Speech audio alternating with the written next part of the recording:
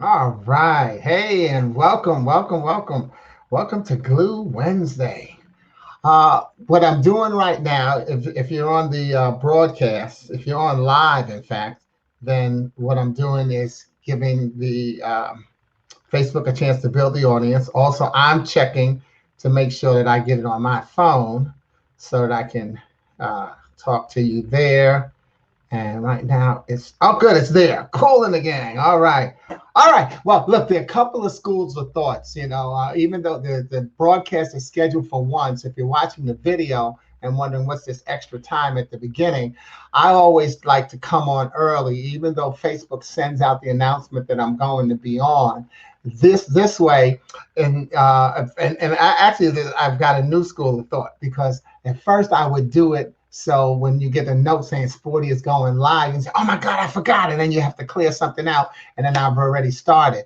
But now, what I've learned to do, I'm using a technology called StreamYard. So now, what I've learned to do is schedule the videos in advance, and it sends out the announcement at like 8 minutes before. So it's good. It's building the audience much sooner than I thought, so I can do it a little different. Hey, Lisa, what's happening down there in South Carolina? See, so if you see me looking to my left, hey, what's up, Don? Don, what's up, Leon Martin? That's Don, homeboy. So this is why I come on early. We got less than 4 minutes for today's message, but this is when I come on early so I can do my shout outs and then get people ready. Because on Wednesdays, on Glue Wednesdays, I do a little bit more interactive where I'm talking to the audience in the thread as well. Now, if you haven't been on Glue Wednesday before, what it is I created about 3 years ago because so often people say that Wednesday is hump day. That's the cliche that Wednesday is hump day. So there's the what's up from Dondi, yeah, down there in the ATL. And then, hey, and that's Lisa down there in Columbia, South Carolina. All right. And so good to see you both. But what I do is so often people have called Wednesday hump day. Well, that's for us old school people who only work. They had works was Monday to Friday, and the Saturday Sunday was the weekend. And so, but the truth is, not everybody works Monday to Friday. So that's why they used to call Wednesday hump day because it was the middle. But I say not everybody works Monday to Friday, but Wednesday is the middle of a traditional 7 day week that keeps the week beginning and the week end together. So it's the glue. And you see, it automatically brings us into a prayerful mode, which is my favorite. And that's why I let my glue stand for GLUE. God's love undoes everything. Not that it tears it apart, but that whatever's undone, God's love will bring it back together. So that's why I created Glue Wednesday, so I can make that message. And like I say, if you see me going over here, because I'm using StreamYard, there's a tape delay. So what I do is I also have my phone up where I can see people.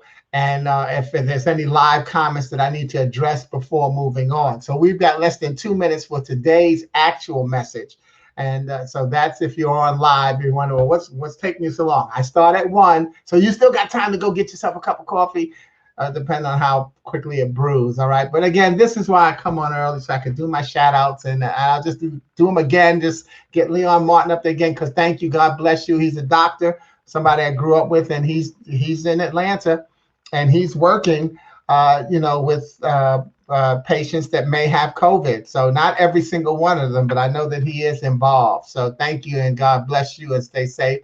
Lisa is down in South Carolina, a good friend of mine through the military, is in one of the key people in sexual awareness prevention.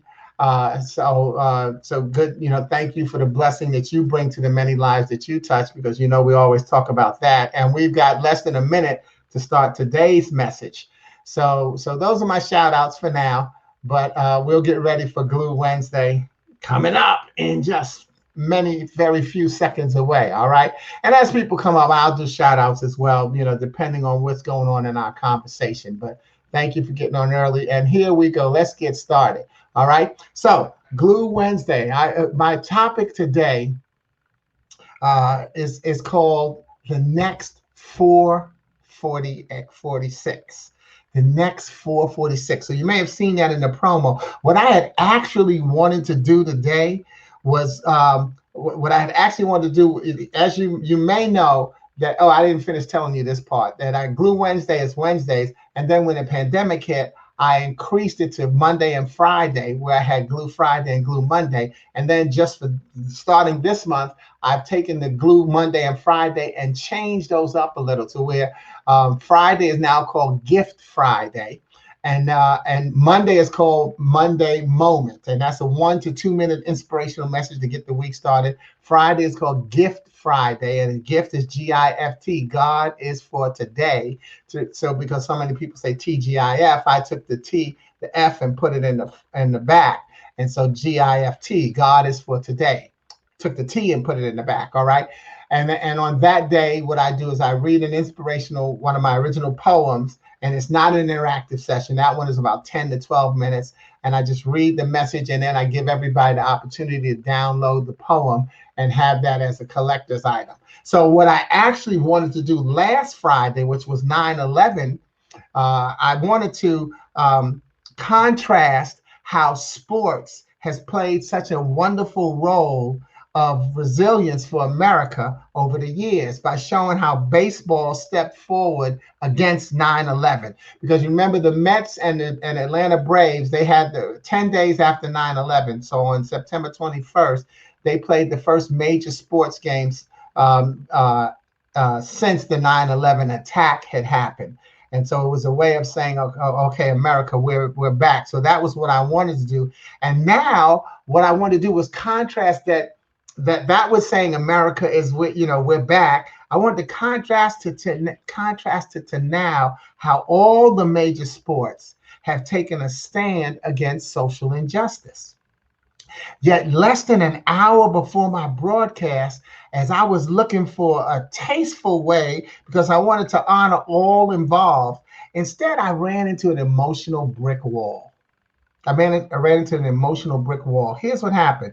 Reading about September 11th, 2001, I came across the fact that the first plane to hit One World Trade Center with the North Tower hit it at 8:46 a.m. 8:46 a.m. Immediately, my heart gasped into thinking about the 8 minutes and 46 seconds that has become the symbol of George Floyd, who was, by the way, also 46. It has become the symbol of his murder. Though the actual time is now being disputed, but 8:46. So we have people taking a knee at 8:46, moment of silence, and so a lot has been, around the 8:46. But I couldn't make that connection on Friday. And I didn't want to make that connection on Friday when it came to me, because I tell you, it was an emotional brick wall for me, because I didn't want to put a damper on the heroic events of those who had survived and those who had lost their lives in 2001.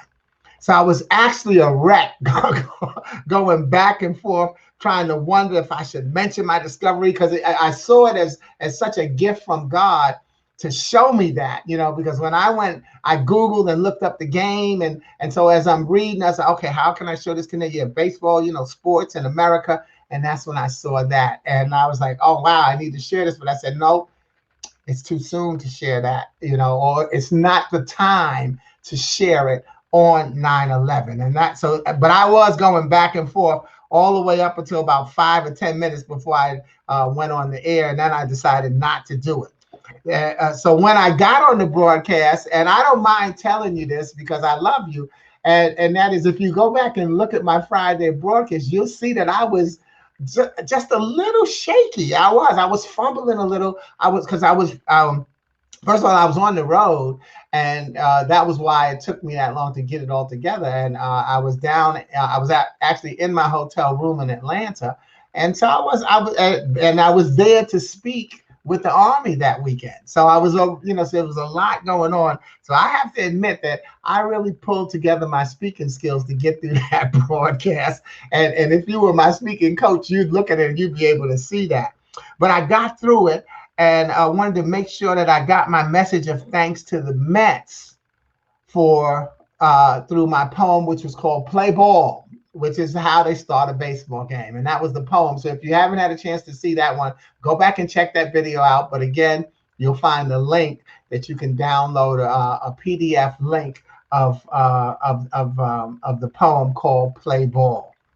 All right. So, but today, what I'm going to do is get back to thanking the athletes. I'm going to go back to that contrast that I wanted to make. I want to get back to thanking the athletes in our sports world who decided not to play ball as a show of solidarity for the value of what it means to be an American. See, oh yes, all lives matter, but their stand does not mock that principle that all lives matter. Their stand of saying Black Lives Matter is something that we actually see in what, did you know that the #1 best-selling book of all time is the Bible? And it has, guess what? 46 books in the Old Testament. So, but I got a quote from the New Testament that says, that's Matthew 25:44 through 45. And it says, then they will reply, Lord, when did we ever see you hungry or thirsty or a stranger or naked or sick in prison and not help you? And he will answer, I assure you, when you refuse to help the least of these, my brothers and sisters, you were refusing to help me. See, all lives matter. So if and that's what Jesus was saying in that parable in the book of Matthew. And guess what? There is actually a verse 46. See, so that 46 comes up a lot, and 46 says, and they will go away into eternal punishment, but the righteous will go on into eternal life. So, so that's the contrast that I did want to make, is as the beauty of, this is what we do as Americans, is that we know that we help one when we help the other. So, there's a song that says, until all of us are free, none of us is free.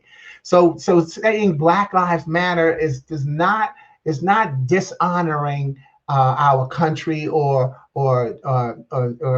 dishonoring other races. It's saying that when all of us are free, when one of us is not free, then none of us are. And again, that's what Matthew said. When did we ever see you hungry or thirsty and not help you? When did we do that? Well, when you did it to my brothers, when you did it to my Black brothers and sisters, then you were also doing it to me. That was what the Bible said about that. All right, let me take a break. See what? Hey, what's up, Veronica? What's up, Ronnie? So, and Ronnie always calls me pastor. Because it's great to be able to, but what I always say is I don't practice what I preach what I practice. And that's what we do. When you get a message, y'all, you have to find a way to share it. So thank you. And hey, what's going on, Shirley? Is Tony. I know people by their nicknames, and we got to have our Facebook names, because you even see mine is with Spody, but you know me as Sporty. But thank you and welcome aboard. All right. So let me go on with the message. Because what I really want to showcase today are the comments that were made and the unity that was shown at football stadiums around the country on Sunday, as a reminder of the poem that I read on Friday, as well as the fact that we can come together if each of us will take personal responsibility. And see, again, that's what it comes down to. As we talk about taking a stand against social injustice, it's personal responsibility. It's the see something, say something thing, but that can be hard. Why don't we be realistic with ourselves? That can be very hard within our families, within our circles, when, certain jokes that come out, you got to pick your spots. I did a post the other day that talked about sometimes your silence is your greatest strength.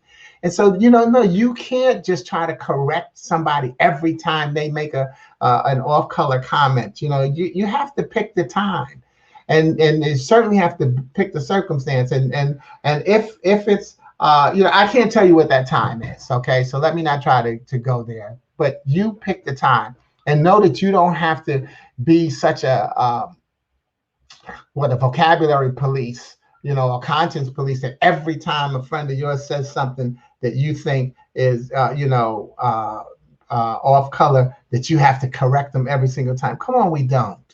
But change, habits are things that we have to slowly break. And so maybe you say that person, hey, I thought we agreed not to say this so maybe let them know every 2 times, or the first time, and then let it go the second time, then let them know third. You think about your formula, but we all have to take personal responsibility for proving that we can live together. So here's what I wanted to do today is just read some comments from an article that I got from a reporter, ESPN staff writer, Kevin Seifert, that shows what was done on Sunday by certain football teams. I didn't take the whole article. I just got a snippet of the early one, and I thought it would be a great thing to share. And I think that as I share it, some of us will learn a little different about what's going on with the stand that people are taking, because you've got people who don't agree with the athletes. And the misconception goes all the way back to when Colin Kaepernick took a knee. The debate where people want to fight over whether or not he was dishonoring the flag, dishonoring the military, dishonoring America. That's what's been going on. That's part of the debate. So I think that it's a healthy part of the debate, but the key part becomes what? Will you at least listen to what the other side is saying? And that's not always easy. Again, I want to say that to you. But here's what the article said that certain teams did. The Indianapolis Colts coach, Frank Wright, was the most prominent coach to kneel. And in a statement, the Colts said, "Our intent is to bring attention to the issue of systematic racism and the injustice inherent therein. We also wanted to demonstrate a symbolic gesture of how we believe meaningful change happens." To be clear, we were not protesting the flag, the anthem, or the men and women who wear the uniform. The timing of this action is meant to highlight that the presence, power, and oppression of racism remains inconsistent with the unity and freedom of what it means to be an American. And I think that is really well said. And a lot of people haven't heard that full explanation before. So I hope you heard it now. We believe that change happens. Meaningful change can happen, but it's a slow process. So we have to slowly eliminate some things, right? We have to eliminate the fact that this is protesting the flag. It's not. It's not protesting the anthem. It's not protesting the men and women who wear the uniform. The timing of this action is meant to highlight that the presence, power, and oppression of racism is what it's protesting, remains inconsistent with the unity and freedoms of what it means to be an American. So it's protesting our values. It's protesting the fact that our values are not being realized and upheld. I think that's what it's saying. The Minnesota Vikings. And if there's anybody want to say something about that, put it in the I'll go a little slower and catch up with the live. The Minnesota Vikings, they have a big horn that they normally start before game, like the Viking. Well, what they did, they normally sound that before the kickoff of every home game. But in a statement, the team said it would not let that horn go off in respect for the family of George Floyd, whose death by police in Minneapolis this past spring prompted a national outcry against police brutality and systemic racism. 4 police officers have been charged and are awaiting trial. Members of the Floyd family were at US Bank Stadium on Sunday as guests of the Minnesota Vikings. So that's again why they didn't blow their normal horn to say, hey, things are not as they always were, which we know. But again, it's these small types of statements. It's the personal responsibility that each one of us can take that will add toward the solution. Even when I did that post that I mentioned earlier about your silence could be your strength, one of the things I said is that what was it was about the solution. that you have to show. Sometimes your silence makes you realize that you are part of the solution. Sometimes when you're silent, you know how we get those moments in our head where we say, well, am I doing enough? Am I doing enough to show that I'm a part of the solution? And that's going to happen. What I want you to do is know that if you're either a part of the solution or you're a part of the problem. And so if you find that you get stuck and you're wondering if you're not doing enough, say to yourself, yes, I am doing enough. You don't have to always be out there showing, hey, I stand for this. That's why the post talked about silence. Sometimes you just have to know I'm doing all I can. And all I can is sometimes enough. So you have to have peace with your spirit. See, once you know that you're doing enough, you won't give off a negative vibe that asks. Because asking that question, it plants that seed of doubt in your spirit.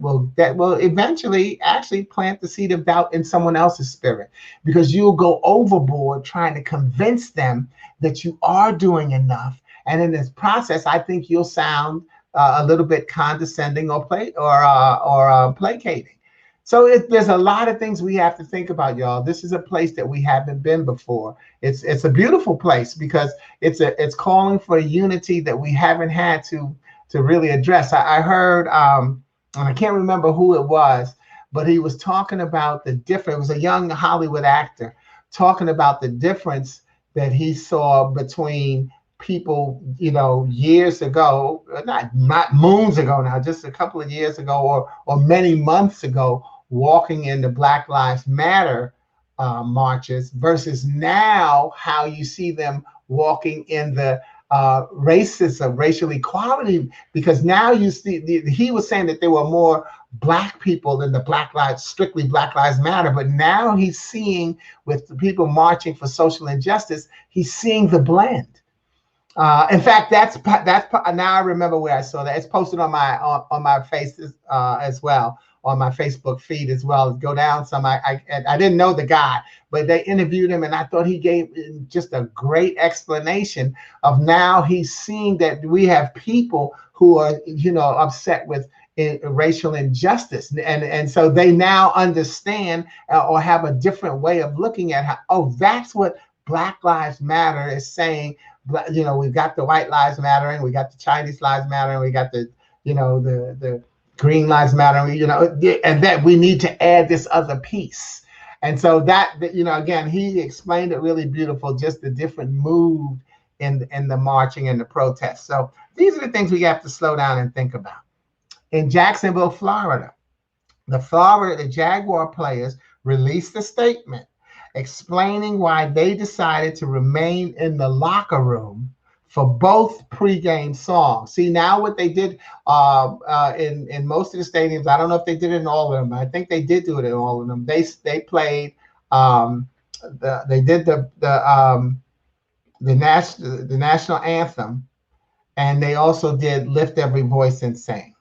Okay. So those were the two songs. So the Jaguar players stayed in their room for both pregame songs, and they said that they are made up of many differences, but are unified in our humanity, our respect for each other, our support of one another, and our common goals as teammates. They decided to remain in the locker room in order to continue raising awareness of racial injustice against the Black community. They added, "We understand that not everyone will agree with our position and demonstration. However, we hope that all will seek to understand the reason for it. We all want the same thing: equality and justice." So that's the statement, as you've heard. So we've got a statement coming from the Indianapolis Colts, a statement from the Minnesota Vikings. That's the statement from the Jacksonville Jaguars. And this is what I'm saying about our athletes, why they've made these stands. And it's been a beautiful thing. And sometimes when we talk about, whose hands the future are in, well, these athletes are the future. There's a lot of young people. And so them, saying, hey, because sometimes athletes are shielded from just a slight shield from the racial injustice because they're being treated as celebrities, and but it's a closet treatment. Oh, that's so and so. It's a celebrity, and so they're not seen as a black athlete. They're seen as Shaq, and so there's a difference. Yeah. In fact, I'm glad I said his name because he would be a big imposing figure if he wasn't who he was. And so think about that. Those are the types of things that do make a difference. And it's interesting. Man, well, we got to slow down and think about it. So again, what was their closing? We all want the same thing: equality and justice. I have a slide that I usually show when I do my presentations with the military, and it's got a young girl, a little girl smiling, a little black girl, and the caption says, "We all smile in the same language." We all smile in the same language. See, we all want the same thing: equality and justice, and then make sure that we say justice, not just us, because we have to realize that we're all in this together. Meanwhile, players from the Seattle Seahawks and the Atlanta Falcons, because they were playing one another, took a knee after the kickoff. So they did the kickoff and the preseason, then they stopped the game basically and took a knee. So different types of not protests but acknowledgments. So what do we got here? Okay, I commend the NFL teams that are speaking out or taking a stand against race. Right, it's against racial injustice. And yeah, these are examples of what the NFL teams did. But as I said earlier, the sports teams, because every major sport has done something. The WNBA, the NBA, the National Hockey League. And I remember somebody laughing, like, the hockey league, because the hockey, they think of hockey is all white people. Well, no, there are now black people playing. Black people are in the NHL, they're playing hockey. But again, these athletes that see, and I think that's one of the things that I enjoy about working with the military as well, because the key with the military is what? Protect and respect. There are plenty of people who join the military and for the first time they see someone of a different race or ethnicity, or gender. So, because some of them it's their first time away from home. And when they served, especially in the days before we had the drones, when you had to serve next to somebody who was taking fire or driving out to search for IEDs, individual explosive devices in Afghanistan and all of that kind of stuff, they had to be brothers, in arms. And so they got a lot of friendships through that. So that's the one, again, I think the athletes, I think the military, I think those are two places where that exposure becomes more clear, that you have to be respected, most importantly, and respected and protected. So yes, thank you, Tony. I think it's wonderful that NFL speaking out and all our different athletes in different sports making a difference. So continuing with the NFL though, a majority of the ball. Oh, look at that, Tony. The Baltimore Ravens was the next team up. Tony's a mad Ravens fan, but the Baltimore Ravens players kneeled or sat on the bench as the national anthem played, including Lamar Jackson, who took a knee. He's the quarterback. Then the coach, John Harbaugh, stood. Gus Edwards, Willie Snead, and Miles Boykin interlocked arms, which the Pittsburgh Steelers, not the Kansas City Chiefs and the Houston Texans on the Thursday night game, they locked arms across the field. And you know what? Because they had like 16,000 live fans in. They did have, not like the NBA has the ambient sound, but the football stadiums are letting some people in. And you know what? Some of the people booed. Some of the people booed that these players showed unity and hooked arms. Hey, that, again, that's just another part of that's America. The land of the free, where people will voice their opinion. So it's interesting, but maybe they didn't understand what I hope you're understanding right now as you hear some of these reasons why the show of unity, not the show of protest, but the show of unity is what we want to be focused on. And maybe some people, because you think about it, when you want to believe something, you sometimes we block out the other side's input. Say no, they're dishonoring the flag. That's it, and they don't get to listen. And that's why I was saying earlier about how you can't always cut off, see something, say something, because you may be in an environment where you could be in danger for speaking up. It's a tough choice, y'all. It's a tough choice. But I'm gonna click on Tony's because I know y'all saw it. But yes, her Ravens.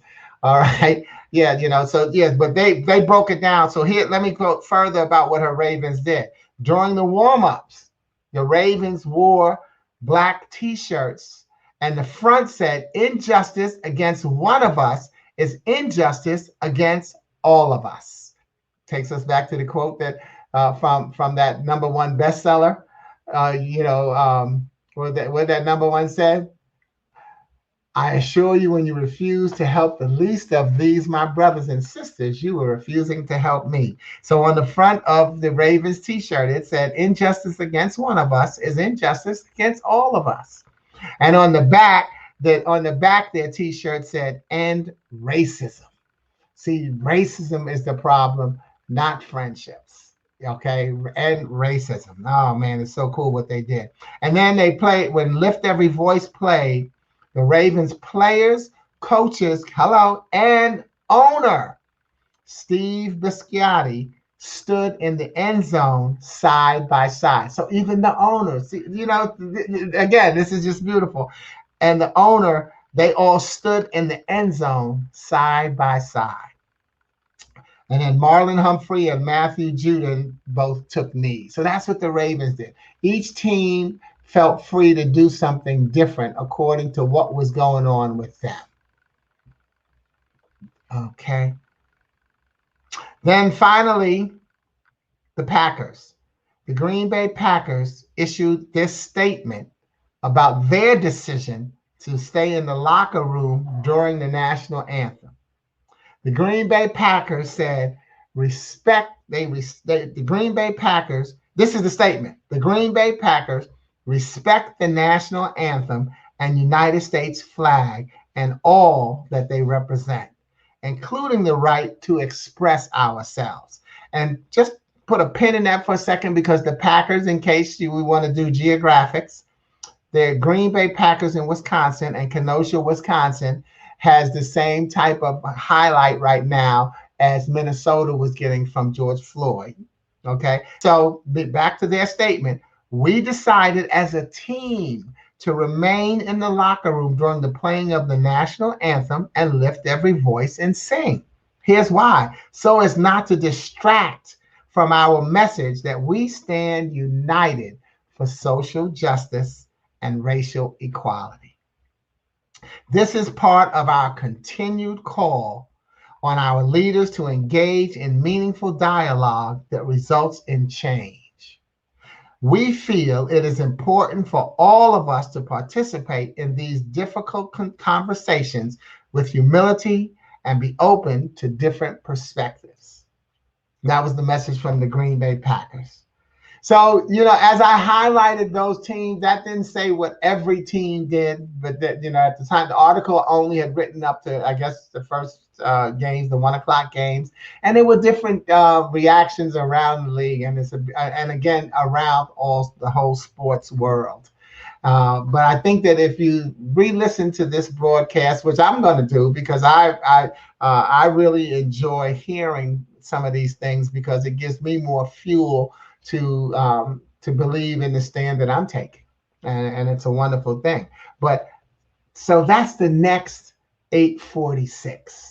But God brought me that message, and what a joy that He did. But I hit you with some other 46s, right? George Floyd was 46. There's 46 books in the Old Testament. 8 is the number for new beginnings. 8 is the number for new beginnings. Think about it. In Genesis, God rested on the 7th day. So 8 is the number for new beginnings. Now, meanwhile, the animals, let me see, we got a comment here. Let me see what my comment is. Matthew 25 and 40, the king will reply, truly, I tell you, whatever you did for the least of these brothers and sisters, you did to me. Right. Okay. Yeah. Well, that walked up to because what I quote from, yeah, 44 to 45. Now here's the difference, Tony. The 40, that was talking about this is when they were asking him, when did you help us? That's what was in 25:40. I quoted from 44 and 45 because that's when they asked him, when did we not help you? So yeah, so that's the only difference. So that's why I skipped all the way to 44 and 45. Okay, cool. All right. So what was I saying? Yeah. So meanwhile, the animals, back to 8 being the number for new beginnings. The animals came in twos, but Noah's family, there were 8. Noah and his wife, and then his 3 sons and their wives. So 8 is the number for new beginnings. Those were the 8 who began the new world. So what I want to do is just remind you to join me in beginning our new world in our now normal. People are saying this is the new normal, but I say it's the now normal. There are going to be some things during this pandemic that you're going to continue to do, because we don't know when it's going to end, but it's not so much going to end as we don't know when we're going to learn to live with it. Just as any disease or illness, there's an ailment, there's a medicine for it. If not a cure, but there's a medicine to how to handle it. Once we get that, that's still going to be, there's still going to be some things that we do. Video is not going away, just like text messages, now that, so that's not going to go away. You're going to, my business is going to require that I'm good at using Zoom and Google Teams, and just having these video chats that I'm doing on Facebook Live. That's why I like to try to give you a technical, some tech savvy tips, letting you know about this one called StreamYard, which I love doing because it allows me to have those streamers that go across the bottom. Okay, so that's an option for you as well. So, so what are some new things that you're going to be doing with our now normal? Because I like to say you can be in the Moses mode or you can be in the Israelite mode. Moses said, "Come on, y'all, we gotta go." And the Israelites said, "No, you know what? This sounds like a good idea at the beginning, but I'm getting a little tired of this. Let's go back. Maybe we were getting whipped and beaten, but at least we were eating 2 meals a day." See, then they want to go back to their oppression. I'm not beating them up, but I want you to think about that. Are you Moses or are you one of the Israelites? Things are not going back to the way they were. So let's try to make the adjustments for the way things are going to be. And that's why I call it the now normal. As always, I thank you for joining me. But on Friday, so Friday, if you haven't, I've got Friday, Gift Friday coming up. That's going to be 8 to 10 minutes where I'll share one of my original poems with you, and then you'll be able to download it for free from my website. And then on Monday, I'll have my 1 to 2 minute inspirational message called the Monday Moment. So, just different options. And then next week, I'll be back with glue. So I'll remember to remind you to keep it together with glue. GLUE. God's love undoes everything. I want to thank you for listening and watching, and definitely please do share it. Subscribe to my YouTube channel when it reposts there. But think about what those athletes are doing. Think about what the young people are doing. Think about what's going on in our life, and think about your personal responsibility to add to the solution. Sometimes you're adding to the solution, by the way, does not mean that you agree with what's being said, but it means that you voice your opinion in a way that can be understood and appreciated, so people can agree to disagree, but at least understand where you stand. It makes a difference, and so do you. Thank you. God bless you, and I'll see you in a couple. Over and out. Ciao.